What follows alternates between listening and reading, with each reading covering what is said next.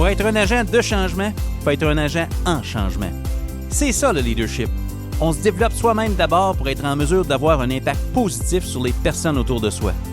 Le système d'éducation, c'est du monde. Et tout le monde est un leader. Bonjour, je m'appelle Narius Bourgeois. Bienvenue à Tout le monde est un leader, un podcast pour ceux et celles qui transforment l'éducation à leur façon. Aujourd'hui, j'ai le plaisir d'accueillir Steve Bissonnette, professeur titulaire au département d'éducation à la TELUC. Steve Bissonnette, bienvenue à Tout le monde est un leader. Comment ça va, mon cher? Bonjour. Ça va très bien. C'est vous? Oui, ben, absolument. Ça avance, le printemps arrive, ça fait du bien. On voit la lumière dans nos vies, puis on espère avec la pandémie aussi qu'on va voir la lumière bientôt, qu'on va pouvoir se revoir en personne Exact. à moins de 2 mètres, tu sais. Quasiment hâte de faire des caresses, là. Ou une bonne tape sur l'épaule à un collègue. Oui, absolument. On a besoin de ça, se donner une tape sur l'épaule là, avec tout ce qu'on vit puis ce qu'on accomplit, malgré tout. Exact. Merci de prendre de ton temps dans ton horaire super chargé. C'est tellement apprécié. Ce matin, je sens que je me gâte personnellement parce que je ne sais pas si tu savais, mais je pense que tu as été une de mes premières formations en enseignement. Ça ne me rajeunit pas. Ça ne te rajeunit pas pantoute, hein, parce qu'on y va du bord. Mais c'est tellement positif. Je pense que c'est à l'époque où le testing provincial commençait en Ontario. On était en train de parler d'enseignement efficace. On était en train de préparer les étapes. Qu'est-ce qui arrive si un élève ne réussit pas le testing provincial? Est-ce qu'on offre de l'appui? Est-ce que c'était avec le TPCL dans le temps? Ou... Bien, c'était au début du TPCL, le test provincial de compétences linguistiques. Nous, la formation, c'était dans le fond pour apprendre l'enseignement explicite ou qu'on pourrait dire l'enseignement efficace. C'était avec toi et Mario Richard au deuxième étage à l'école secondaire de Plantagenet. J'étais un jeune prof. Oui. Tu te souviens de ça, hein? Ah oui. Ben, c'est une formation qui avait été commandée par le ministère de l'Éducation à l'époque. OK. Oui, puis elle a été... On l'a donnée, entre autres, avec Georgette. J'essaie de me rappeler de son nom. Ah oui. Elle était au Conseil des écoles catholiques. Je pense qu'elle était au Centre-Est, si ma mémoire est bonne. Ben, c'est très possible. Mais en tout cas, tout ça pour dire, ça fait déjà un petit bout de temps de ça. Oui, une vingtaine d'années, je pense. Ouais. Certainement pas loin de ça. Oui. Fait que c'est, on retourne en arrière dans notre vécu, puis c'est un peu le but du podcast, c'est de permettre de rencontrer des leaders, des gens qui croient que c'est possible d'amener un changement positif en éducation. Puis quand il y en a un impact positif en éducation, bien, il y a des mots qu'on peut mettre là-dessus. Et quand on peut mettre des mots, on peut en parler, on peut l'enseigner, on peut le reproduire. Puis je pense que c'est un de tes domaines d'expertise. Mais j'ose poser la question, peut-être qu'il y a des gens qui ne connaissent pas Steve Bissonnette. C'est qui ça, Steve Bissonnette? Puis qu'est-ce que tu fais dans la vie présentement? Bon, actuellement, là, je termine ma carrière comme professeur à l'université TELUC, dans un département d'éducation, où j'essaie de développer des cours qui touchent, grosso modo, soit l'enseignement efficace, soit la gestion de comportement avec des mesures soit universelles, donc dans un modèle de réponse en intervention, soit des mesures de premier palier, des mesures éventuellement de deuxième puis troisième palier. OK. Donc, tu formes la relève en enseignement. En tout cas, on essaye d'y contribuer parce que, très honnêtement, j'ai été longtemps dans le système directement avant d'arriver à l'université. Moi, je suis arrivé à l'université en fin de carrière, là, tout près de l'âge de 50 ans. Donc, pour avoir été de l'intérieur et avoir, très honnêtement, critiqué de façon extrêmement virulente la faible qualité de la formation en enseignement, à un moment donné, je me suis dit, et sous les conseils précieux de mon épouse, je vais essayer d'arrêter de critiquer puis d'essayer de faire autre chose. Donc, c'est de là que je suis allé faire des études de doctorat à l'Université Laval et qu'ensuite, une fois que mon doctorat a été fini, je me suis dit, je vais essayer de terminer ma carrière, non plus en chialant, mais en essayant d'apporter mon humble contribution.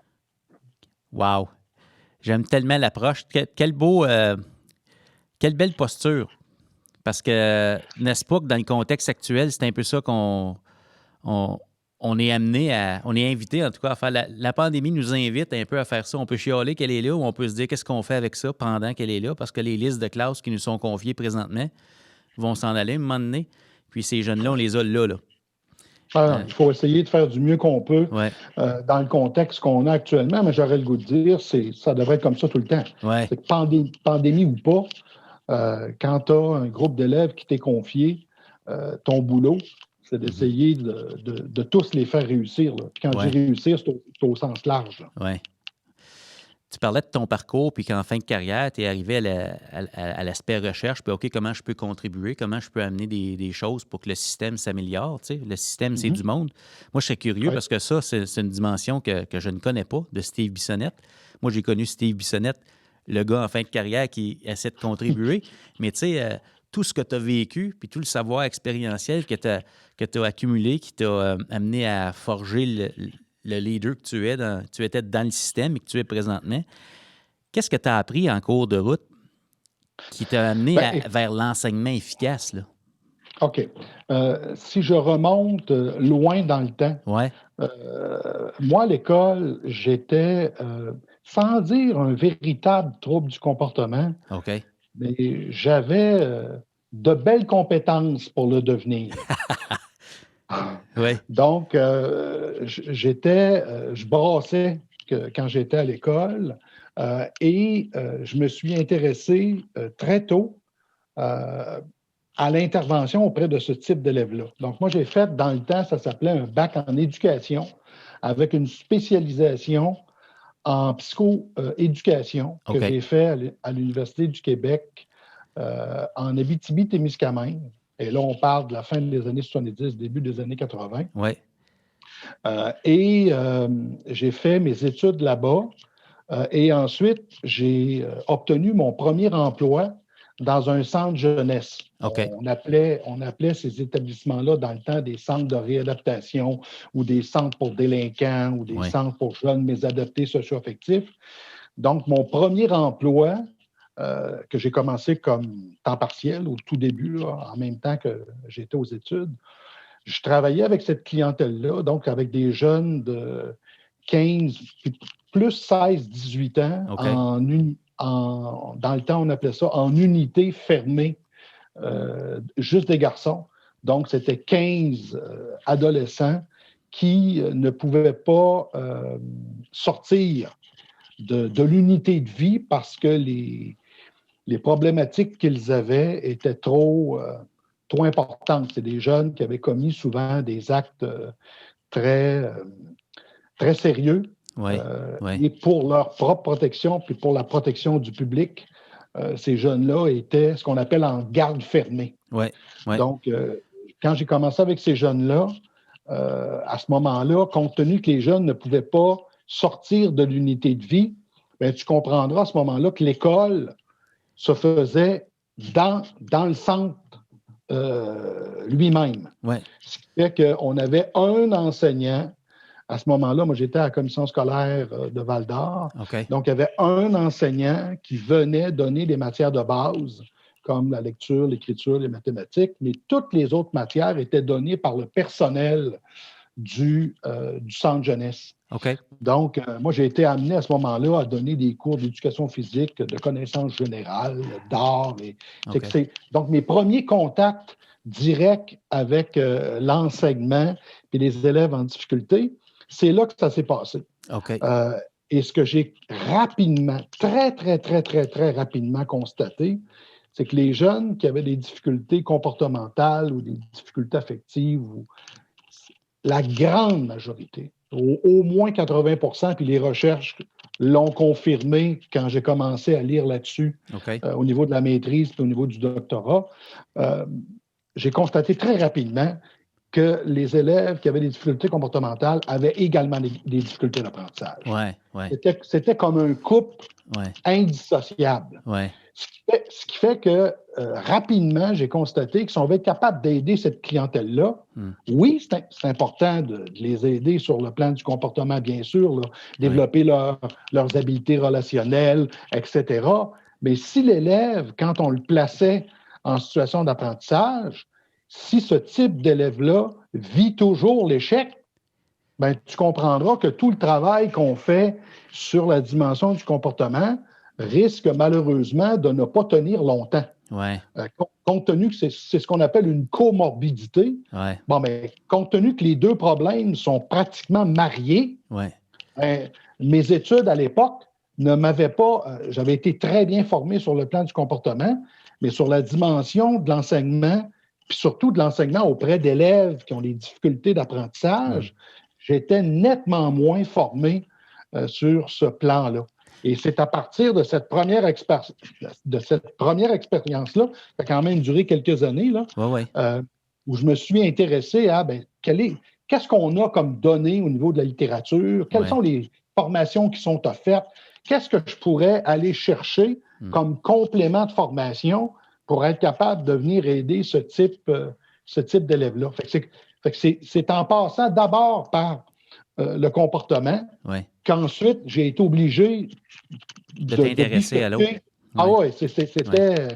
C'était indispensable pour être capable d'aider cette clientèle-là.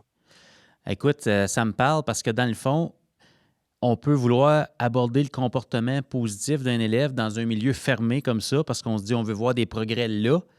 Mais on est limité aussi par les progrès au niveau de l'apprentissage. Si les deux n'avancent pas, n'évoluent pas, à un moment donné, le jeune va comprendre qu'écoute, je me comporte pourquoi ici, puis de toute façon, ça ne donne rien. Là. C'est clair. Puis c'est devenu, j'aurais le goût de te dire, les études que j'ai faites par la suite, puis les recherches que j'ai consultées, puis les recherches que j'ai moi-même menées, m'ont confirmé ça. J'ai eu aucune surprise par la suite. C'était vrai il y a plus de 20 ans. C'est toujours aussi vrai en 2021. Là. 80% des enfants qui ont des troubles de comportement ont des problèmes en lecture. 80%. Wow. Puis inversement, 75% des élèves qui ont des difficultés d'apprentissage ont des problèmes d'habileté sociale. Wow. Et on sait ça depuis des lunes. Mais on ne sait toujours pas en 2021, qu'est-ce qui cause quoi? Est-ce que ce sont les difficultés de comportement qui amènent les difficultés d'apprentissage ou de lecture? Ou est-ce l'inverse? Les difficultés de lecture et de comportement qui amènent les difficultés d'apprentissage? On ne le sait pas. Mais il y a une chose qu'on sait, par exemple, c'est que si on veut être efficace, on doit intervenir d'abord le plus précocement possible, donc dès le préscolaire, et on doit intervenir sur les deux plans. Donc, ça nous prend une intervention sur la dimension comportementale, puis ça nous prend une intervention sur la dimension de la littératie. Il faut que les deux soient faits en parallèle. Deux prédicteurs de réussite, là. Oui, c'est majeur. Dans une vision du développement global de l'enfant au fil de son parcours scolaire, si on intervient de façon précoce, absolument. C'est nécessaire. J'ai le goût de te partager une tranche de vie parce que je me reconnais dans ce que tu dis. J'ai eu un groupe à ma 2e année d'enseignement. Je n'étais pas très doué au niveau de la gestion du comportement, mais aussi peut-être juste à m'établir comme personne responsable d'un groupe, tu sais, puis j'apprenais l'enseignement sous le tas, comme on dit.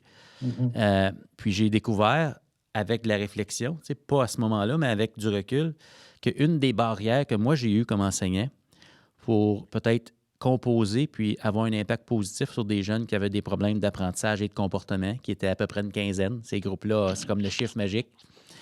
Je me suis rendu compte qu'une des barrières que j'avais, c'était mon propre regard sur l'élève, sur moi-même.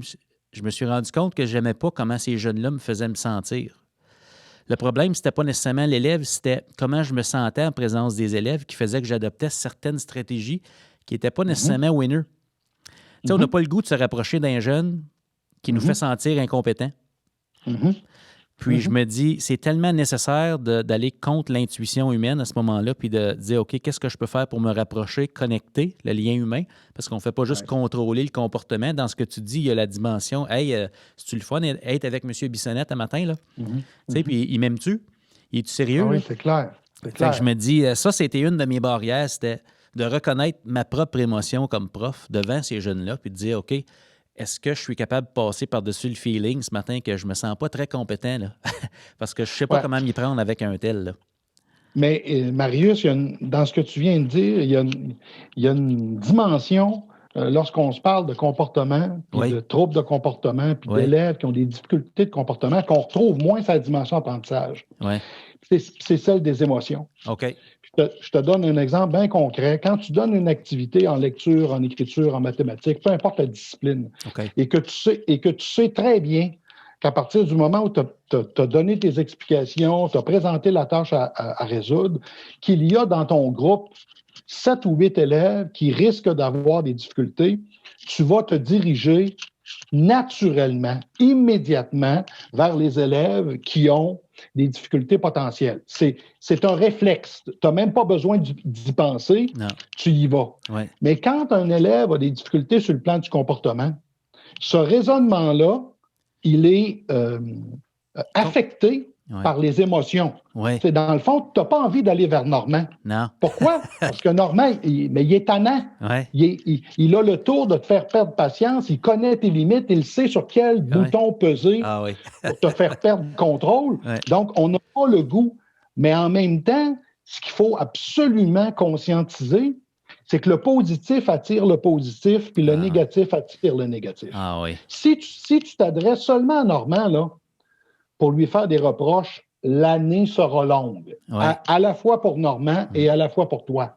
Mais si tu te parles dans ta tête en disant, attends une minute, là, je devrais considérer le problème de comportement au même titre qu'un problème de lecture, d'écriture et des maths. Cet enfant-là, visiblement, il y a des comportements qu'il n'a pas appris. Donc, il a besoin de mon aide.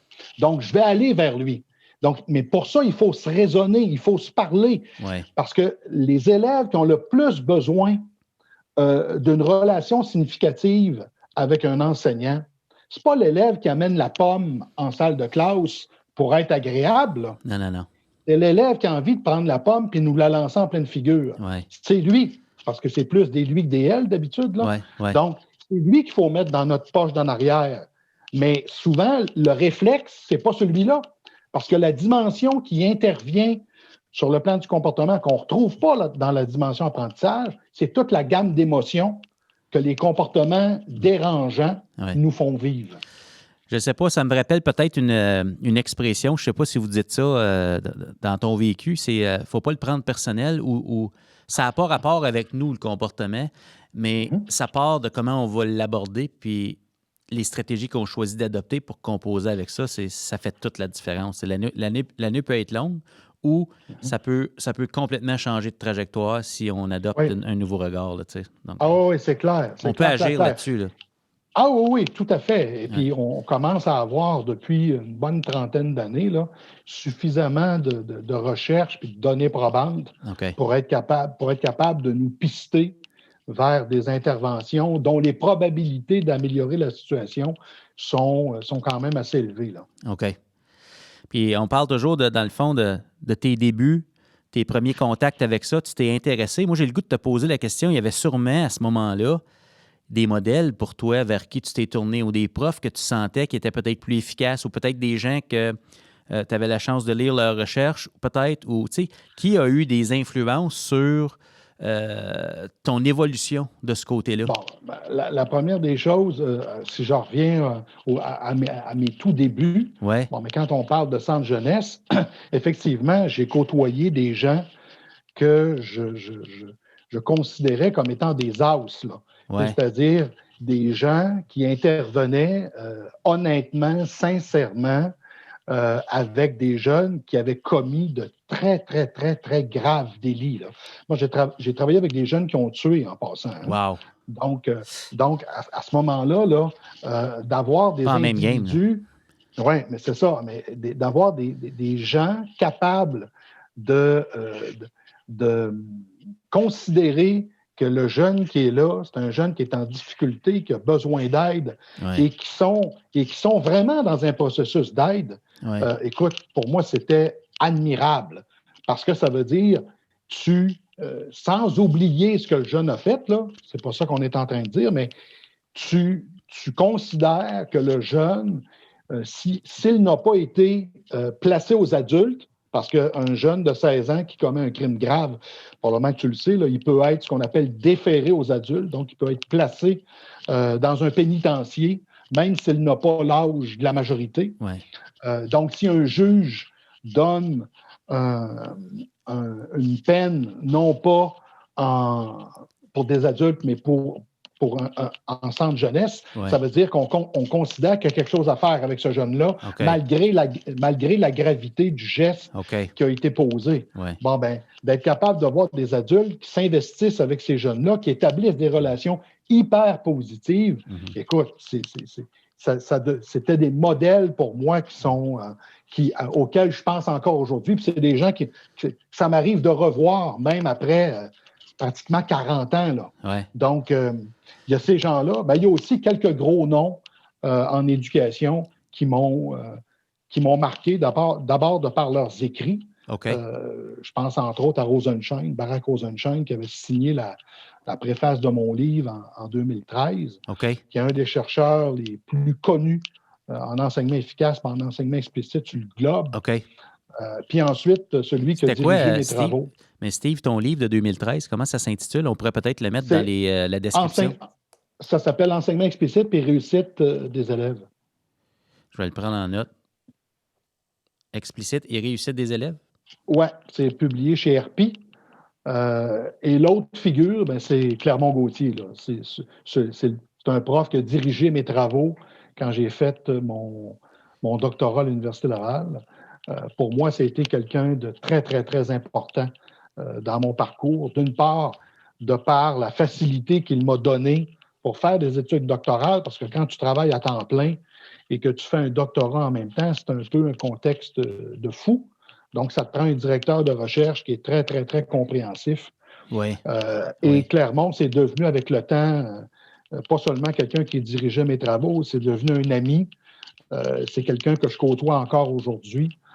Et c'est quelqu'un avec lequel j'écris encore beaucoup de choses. Fait que c'est quelqu'un qui s'inscrivait aussi dans le même type de travaux que je menais. Là. Donc, des stratégies bien documentées, ne pas proposer n'importe quoi, s'assurer que les stratégies ont une base de recherche solide.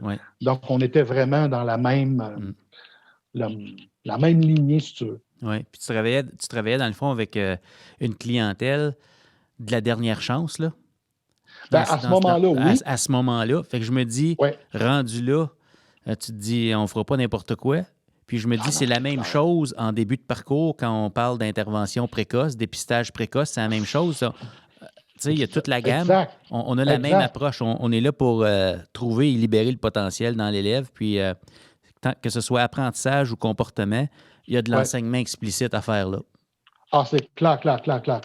Parce que quand j'ai quitté le centre jeunesse, puis ensuite, je me suis dirigé dans le milieu scolaire, parce que quand j'ai fait mon baccalauréat, tous les stages que j'avais faits étaient en milieu scolaire. Quand je suis retourné en milieu scolaire, j'ai travaillé en adaptation scolaire, tu comprendras, toute ma vie ou à peu près, et j'ai constaté dans les écoles la même chose que ce que j'avais vu en centre jeunesse, c'est-à-dire que les élèves qui avaient des défis sur le plan du comportement avaient toujours des difficultés importantes sur le plan des apprentissages. C'était juste une confirmation de plus.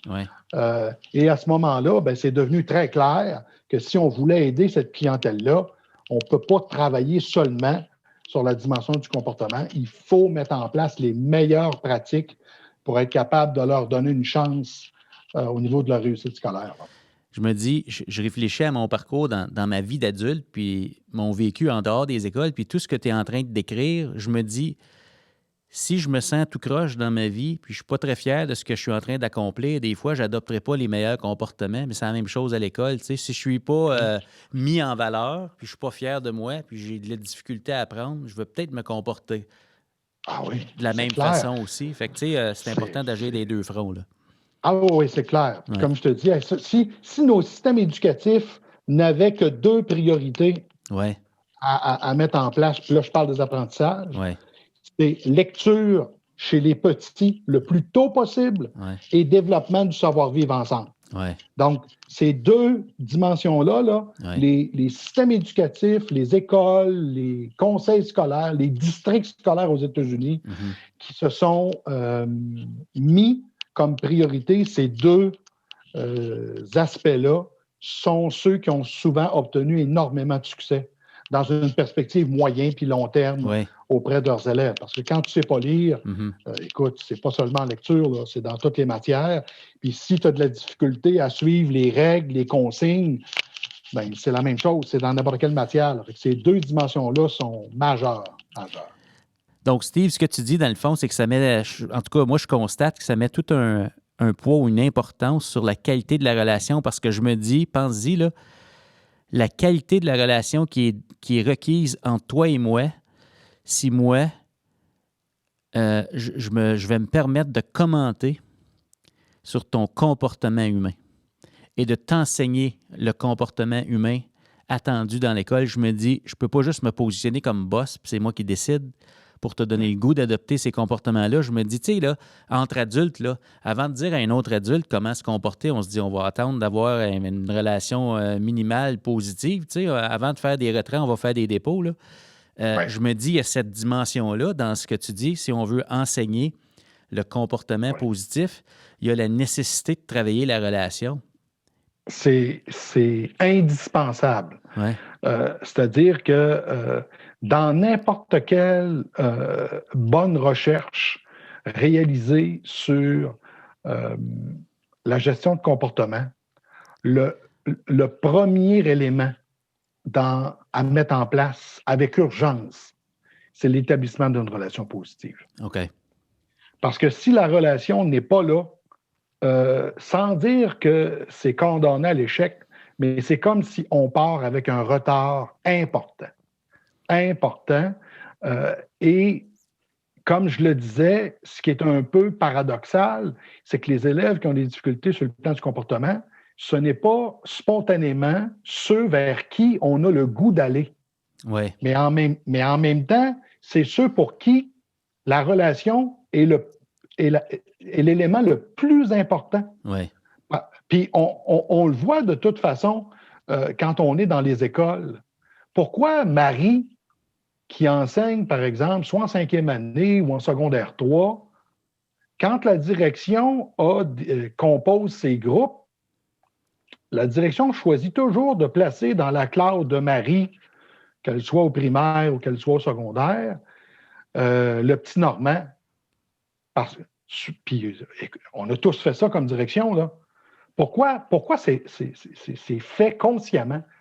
Parce que les directions savent très bien, puis c'est souvent su aussi des collègues, que certaines personnes semblent avoir plus de facilité à entrer en relation avec des élèves qui ont plus de défis sur le plan du comportement.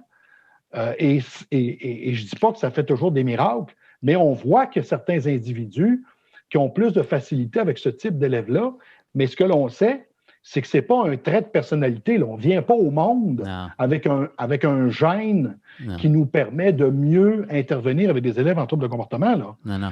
Il y a des stratégies qu'on peut proposer pour améliorer la relation avec un élève. Oui. D'abord, y parler. Hein? Oui. C'est dur de développer une relation avec quelqu'un si on n'y parle pas. Puis ensuite de ça, moi, souvent, ce que je dis aux enseignants, c'est qu'il faut essayer d'attraper les élèves quand ça va bien. Oui. Et plutôt que de toujours intervenir en correction, en coercition, bien, si on essaie d'attraper les élèves quand ça va bien, on établit une bonne relation avec eux, on se préoccupe de ce qu'ils font, de ce qu'ils sont, on enseigne des comportements, bien sûr, puis on les valorise lorsqu'ils adoptent ces comportements-là. Donc, si on travaille en amont, si on travaille à prévenir les écarts de conduite, on risque d'avoir moins de problèmes de comportement à gérer. Ça, c'est très, très... Non seulement c'est clair, mais c'est très bien documenté par les recherches sur le comportement.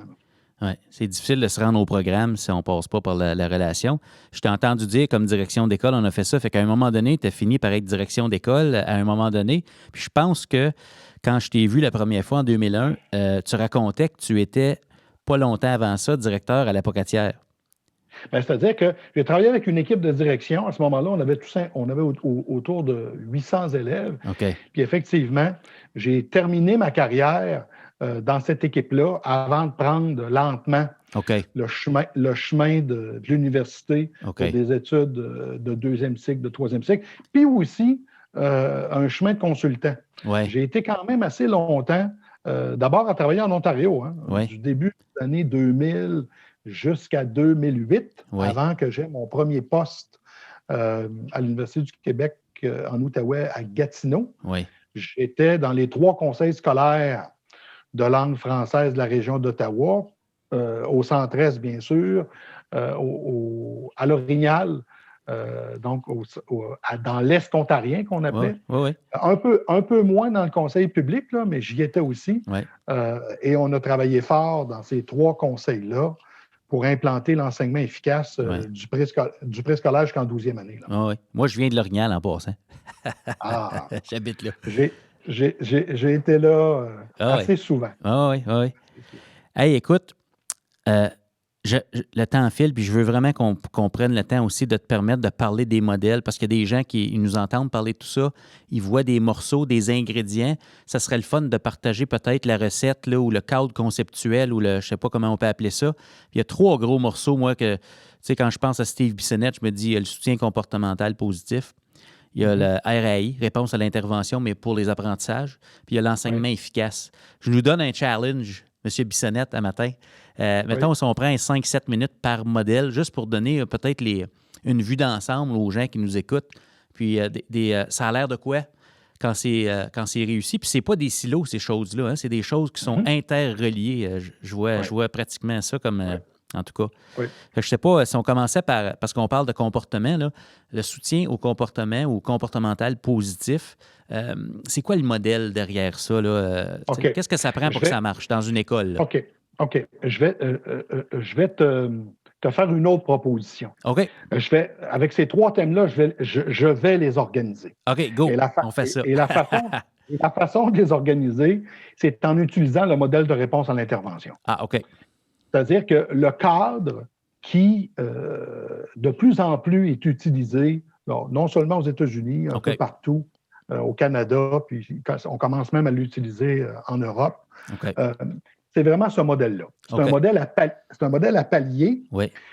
Et souvent, moi, ce que je dis aux gens, c'est qu'étant donné que la dimension du comportement et la dimension de l'apprentissage semblent être un couple indissociable, si on veut être efficace, là, il faut prendre notre modèle RAI, le couper en 2. D'un côté, on se retrouve avec le comportement. De l'autre côté, on se retrouve avec l'apprentissage. Et là, la question que l'école puis le personnel doit se poser, c'est au premier niveau du modèle RAI. Donc, ce qu'on appelle des interventions de prévention universelle, des interventions qui s'adressent à tout le monde. Quelles sont les meilleures pratiques pour favoriser du côté comportemental l'adoption des comportements souhaités. Et quand on regarde de ce côté-là, SCP, le soutien au comportement positif, devient une façon, ce n'est pas la seule, mais ça devient une façon de pouvoir adresser la dimension du comportement à l'intérieur de l'école. Puis de l'autre côté, quand on s'en va sur la dimension des apprentissages, il faut se poser la même question.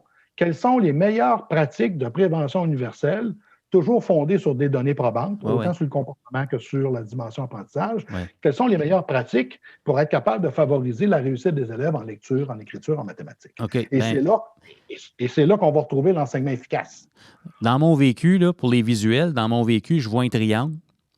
Je vois un triangle en bas, la base du triangle, c'est vert. 80 des élèves, ce qu'on fait, là, ça va répondre aux besoins de 80 des élèves. Deuxième palier, je vois du jaune. À peu près peut-être 15 des élèves vont avoir besoin d'un appui d'une équipe complémentaire dans l'école. Puis peut-être 5 des élèves vont avoir un appui peut-être externe, centre de service ou autre expert. Puis, on coupe ce triangle-là en 2. D'un bord, c'est le comportement, de l'autre bord, c'est l'apprentissage. C'est exactement ça. Et c'est là qu'on est capable de placer à chacun des paliers les interventions qui donnent les meilleurs résultats. Mais ce qui est le plus important dans cette pyramide-là, c'est sa base. Parce que les interventions de 2e ou de 3e palier sont nécessaires si les interventions du premier palier n'ont pas été suffisantes. Le but, c'est pas de passer au suivant, là. Non, parce que si on s'en va trop rapidement dans une intervention de 2e ou 3e palier, mais si le premier palier n'est pas efficace, c'est-à-dire qu'on va se retrouver avec ce qu'on appelle des faux positifs. Ouais. Des élèves qui manifestent des difficultés, soit sur le plan du comportement, soit sur le plan des apprentissages, mais qui sont la résultante d'interventions de premier palier de pas très grande qualité. Je donne un exemple concret. Une personne qui aurait de la difficulté à bien gérer la classe, à bien gérer les comportements, puis pas parce qu'elle est mauvaise, mais souvent parce qu'on ne lui a pas montré ou parce qu'elle ne l'a pas appris. Parce qu'on est en apprentissage, nous aussi. Là, je veux dire, je me reconnais là-dedans quand j'ai commencé. Je veux dire, puis encore. Exact. Ouais. Donc, à ce moment-là, ça se pourrait que des élèves qui n'arrivent pas à adopter les comportements désirés parce que les pratiques qui sont mises en place sont pas suffisamment efficaces. Même chose sur le plan des apprentissages. Si, par exemple, en lecture, on décide d'utiliser en lecture des méthodes globales, écoute, on sait depuis les années 20 que ces méthodes-là sont inefficaces pour l'apprentissage de lecture, que les approches centrées sur le code sont celles qui donnent les meilleurs résultats. Ouais, mais si on ne met pas ça en place, on va se retrouver, soi-disant, avec une grande quantité d'élèves qui nécessitent des interventions de 2e niveau ou de 2e palier avec un orthopédagogue et tout ce qui va avec.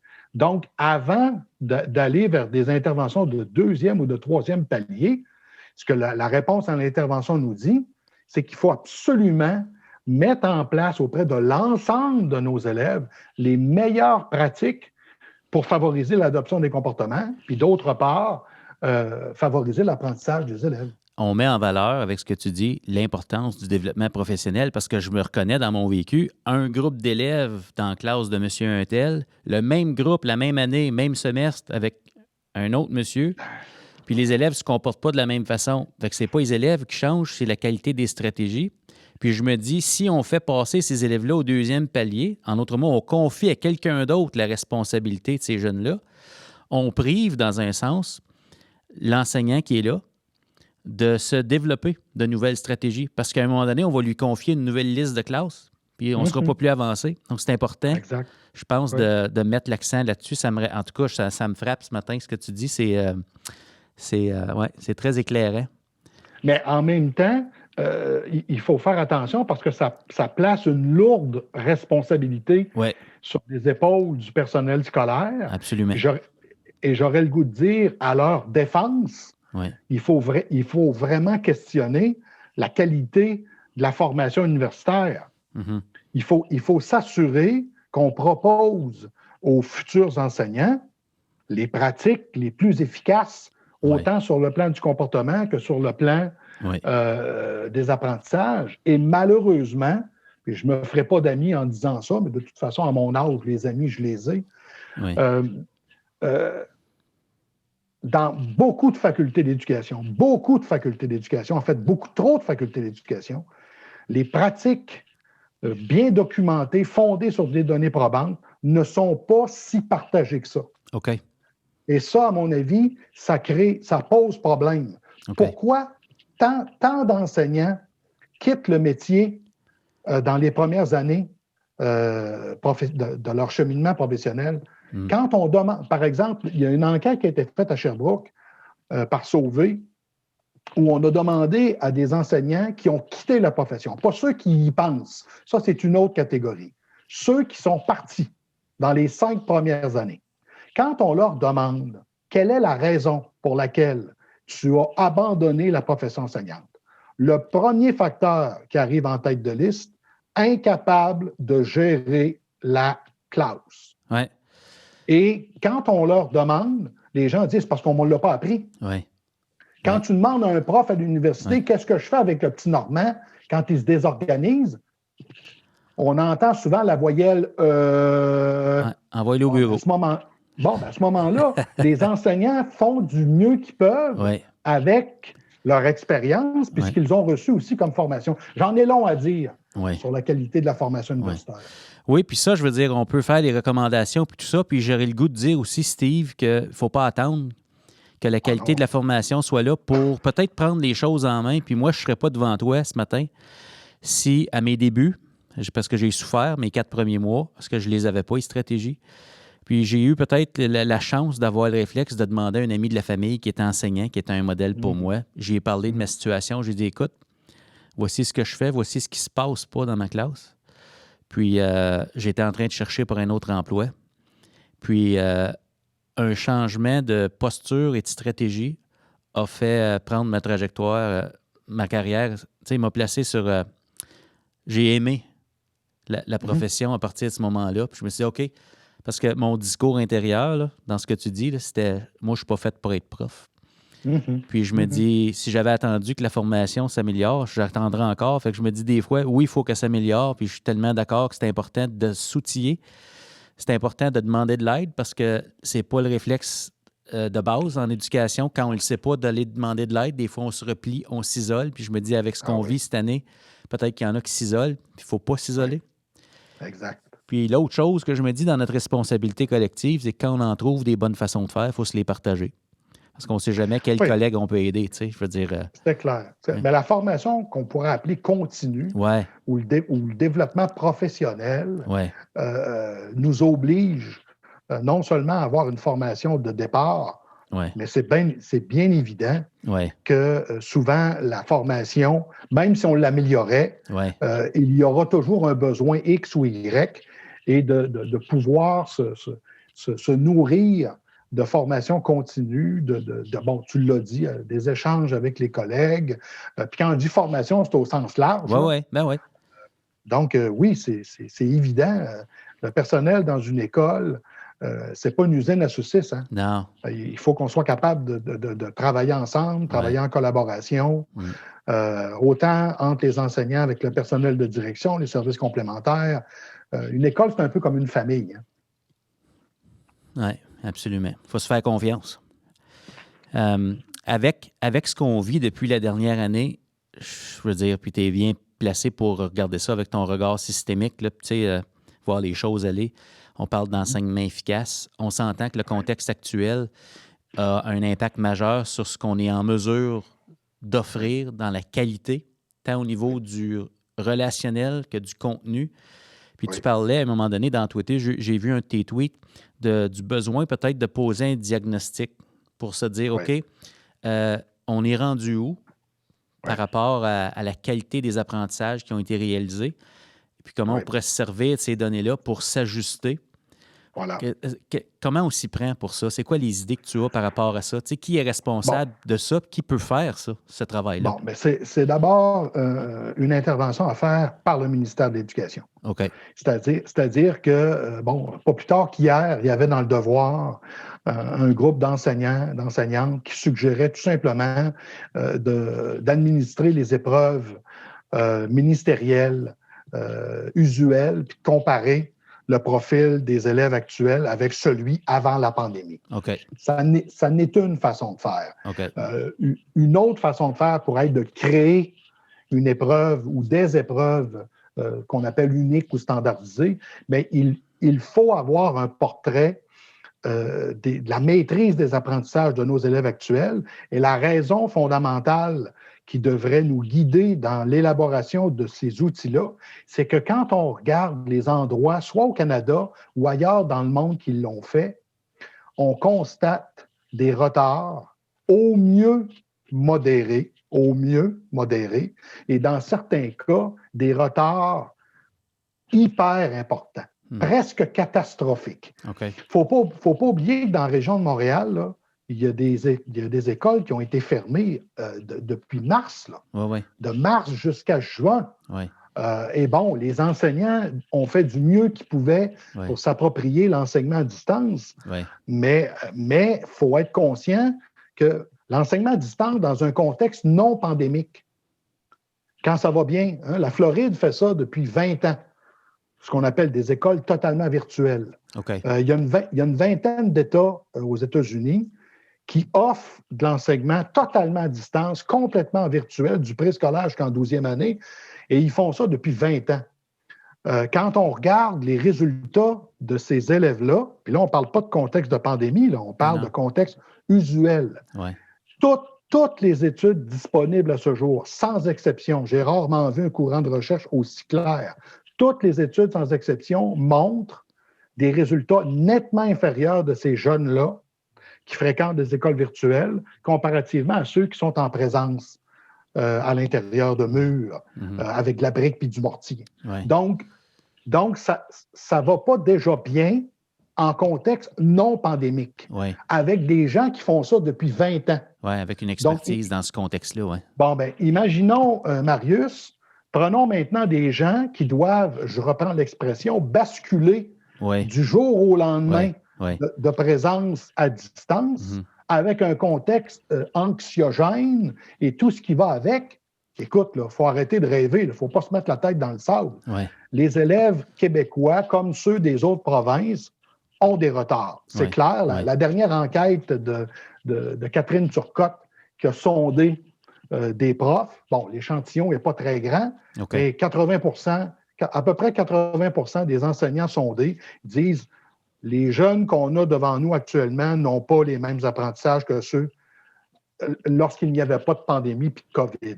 Donc, ça reste une perception, mais ce qui devient important, c'est de mesurer pour être capable de savoir exactement ce qui va pas, puis ensuite être capable de décider, en fonction du portrait obtenu, qu'est-ce qu'on doit faire. Si le portrait est plus positif qu'on pense, bien, les stratégies qu'on va décider de déployer n'auront pas la même intensité, la même durée, la même fréquence que si on constate qu'il y a des retards majeurs auprès de certains élèves. Là. Donc, c'est vraiment encore là, l'intention, c'est de poser un diagnostic. C'est pas l'intention, c'est pas de sanctionner, puis de classer, non, pas du tout. Classer, puis de créer on ne veut pas créer un contexte encore plus anxiogène pour tout le monde parce qu'il y a un gros test qui s'en vient, puis il faut performer. Là, on veut prendre la température pour être capable de mieux servir les élèves. Là. On veut pas stresser. Ça nous prend une photo. On veut pas stresser tout le monde. Là.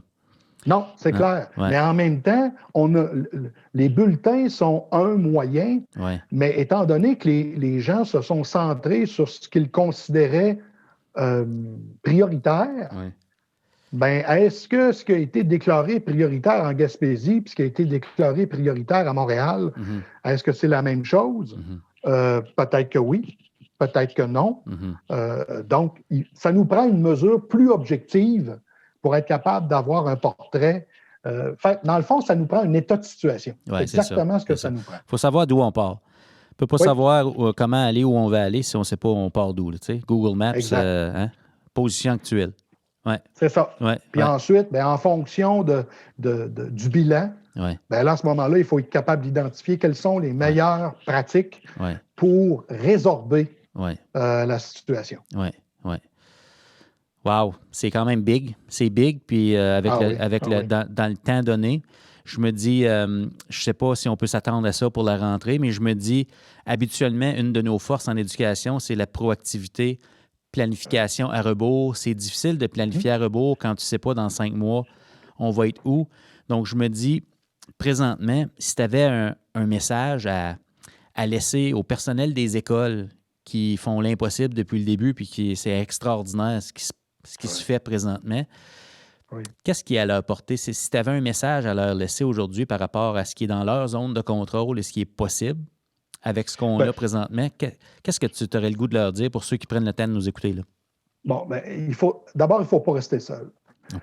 Moi, je pense que dans un contexte qui est anxiogène pour tout le monde, oui, on parle beaucoup des élèves.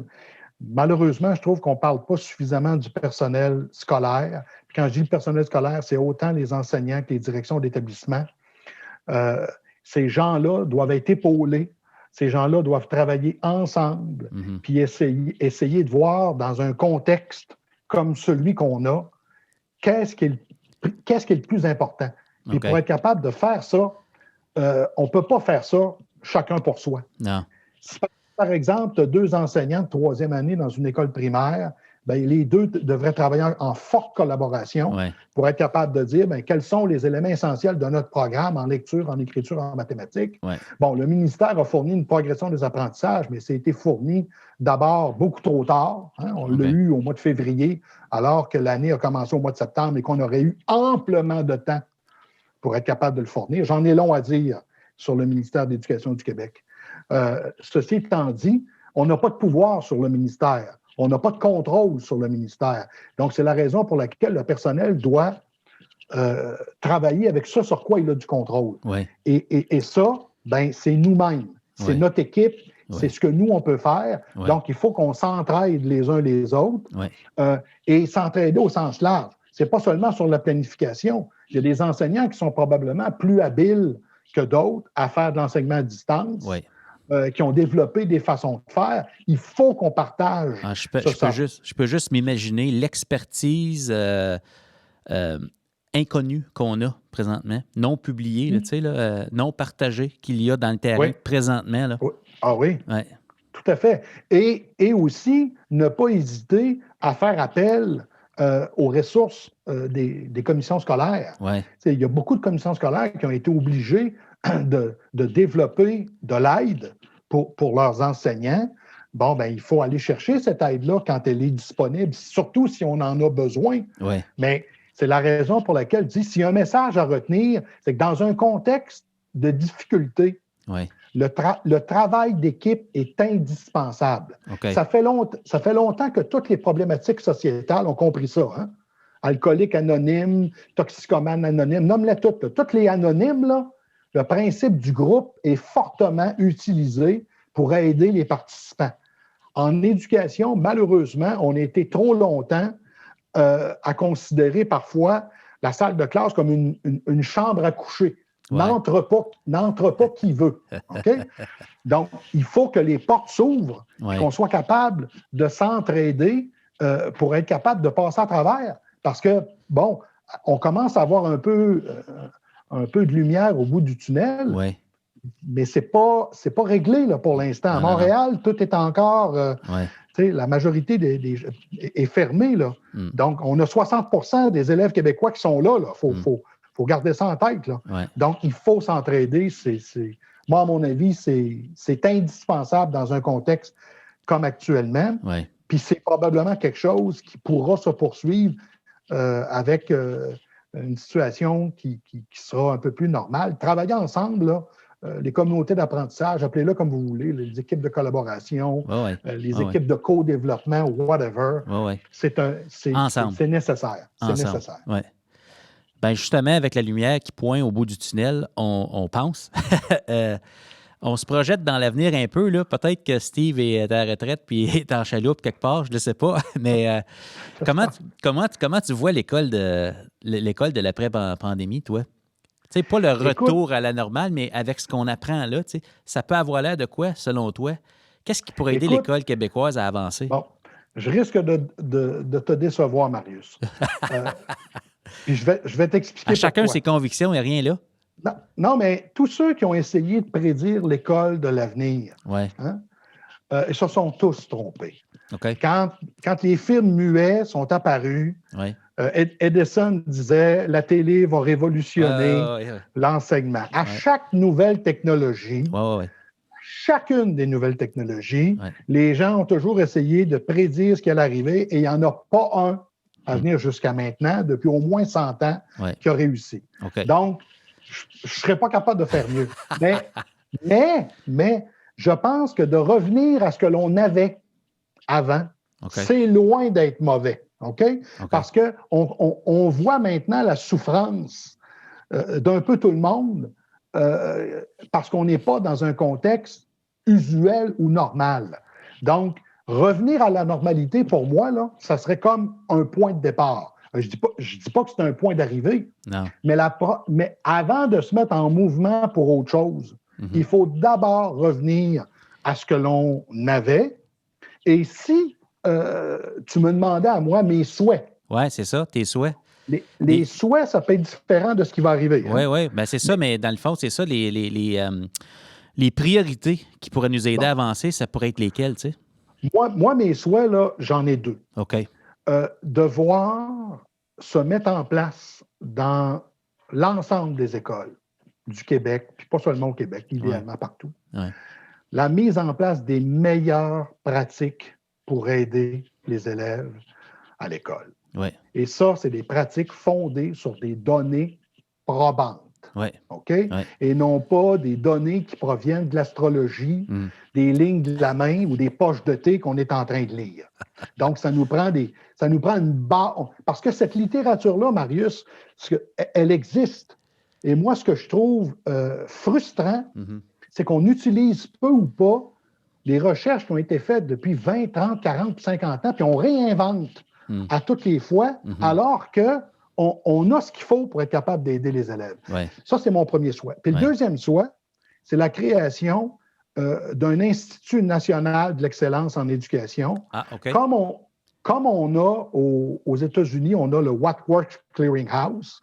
On a en Angleterre un organisme semblable. Ce sont des organismes qui sont indépendants des ministères de l'Éducation et à qui on va confier de nous trouver réponse à des problématiques qui nous habitent. Par exemple, on se dit, on veut savoir quels sont les meilleurs programmes pour contrer le décrochage dans nos écoles. Bien, à partir de ce moment-là, on réunit autour d'une table les meilleurs chercheurs du domaine et on essaie de voir, toujours à partir de données probantes, quels sont les programmes qui ont démontré leur efficacité. Moi, je reprends les mots de Dominique Bertrand, directeur général de la mission scolaire Marguerite Bourgeois. Là, par les temps qui courent, il est assez populaire. Là. Oui, j'ai vu ça en publication. Bon. Dominique disait qu'il faut être aussi sérieux en éducation qu'on l'est en médecine. C'est exactement ce que je partage avec lui. Donc, si l'avenir faisait en sorte qu'on décidait d'utiliser les meilleures pratiques pour faire réussir les élèves, on aurait des changements dramatiquement positifs dans nos écoles. OK. Donc, s'appuyer sur la science d'éducation comme point de départ.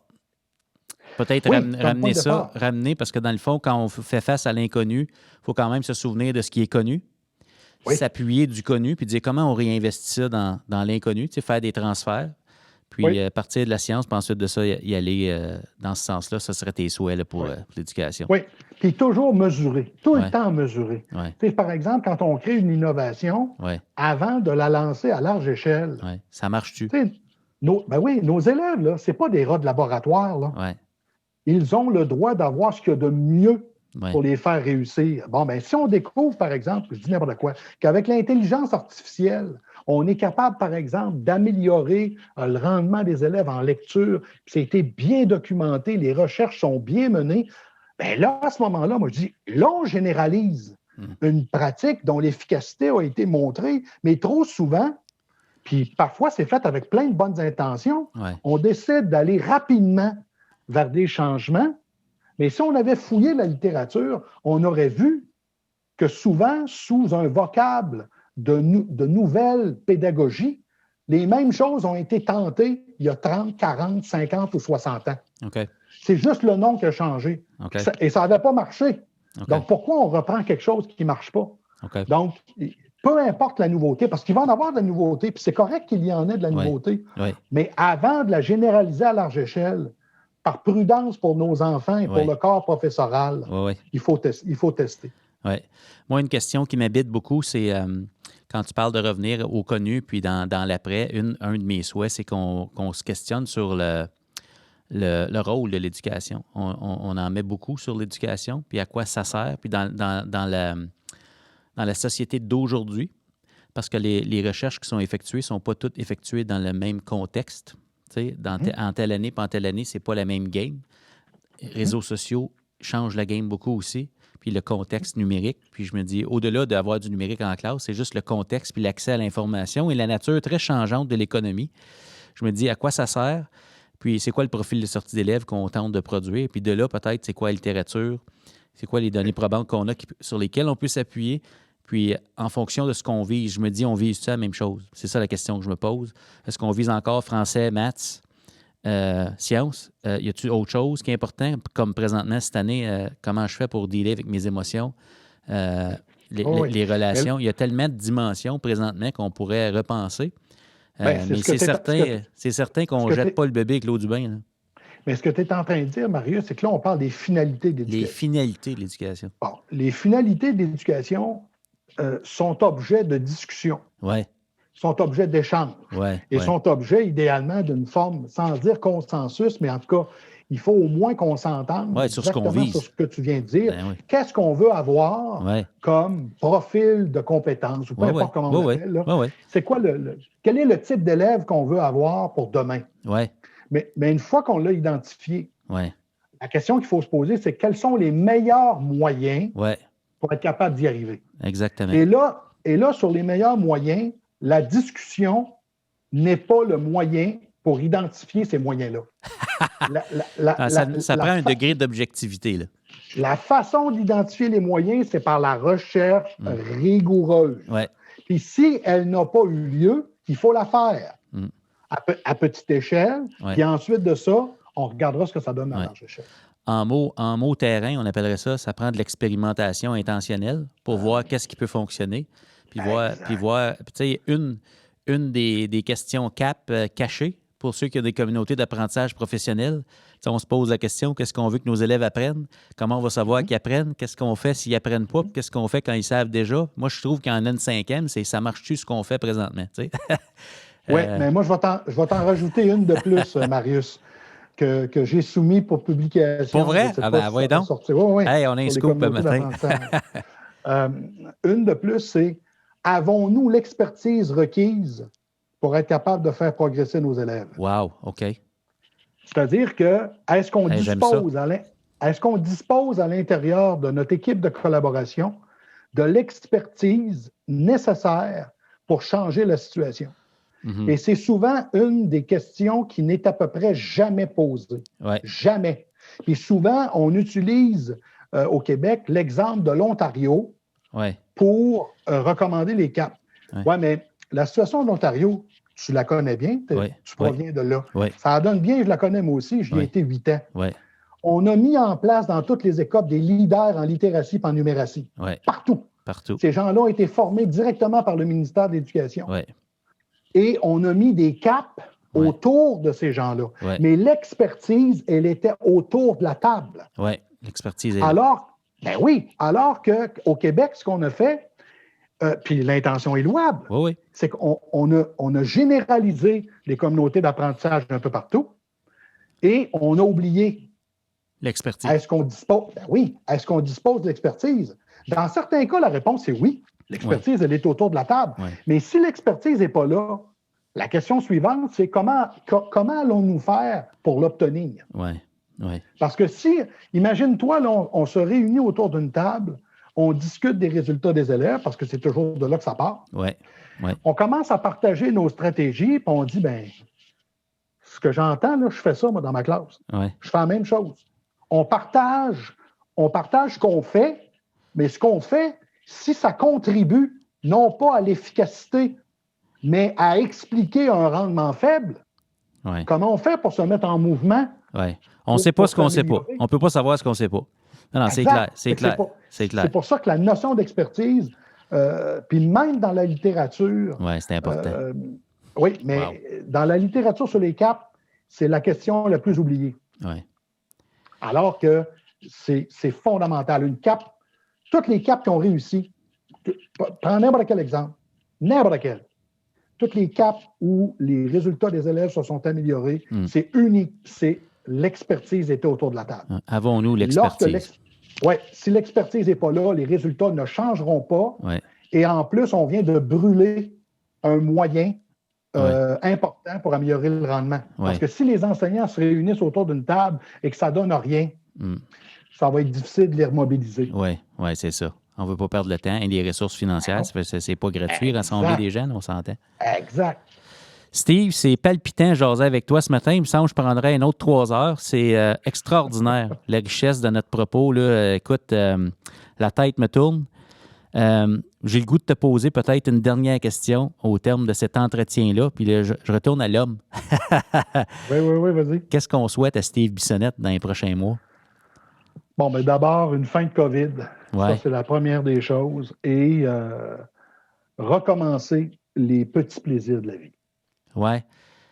Recevoir des amis, rencontrer des gens, un bon verre de vin sur une terrasse avec des gens qu'on adore, revoir nos enfants. Recommencer là, ce qu'on appréciait peut-être moins parce que c'était de l'usuel. Ouais. Mais quand on nous enlève l'usuel, c'est là qu'on s'aperçoit que tous ces petits gestes-là, qui sont des petits moments de bonheur, il faut absolument les retrouver le plus rapidement possible. Ben écoute, je te le souhaite, je nous le souhaite, parce que ça me rejoint beaucoup ce que tu dis là. Puis on croise les doigts pour la suite, vraiment. Merci beaucoup d'avoir pris le temps, Steve. C'est tellement apprécié. Ça fait plaisir. C'était Steve Bissonnette, à Tout le monde est un leader.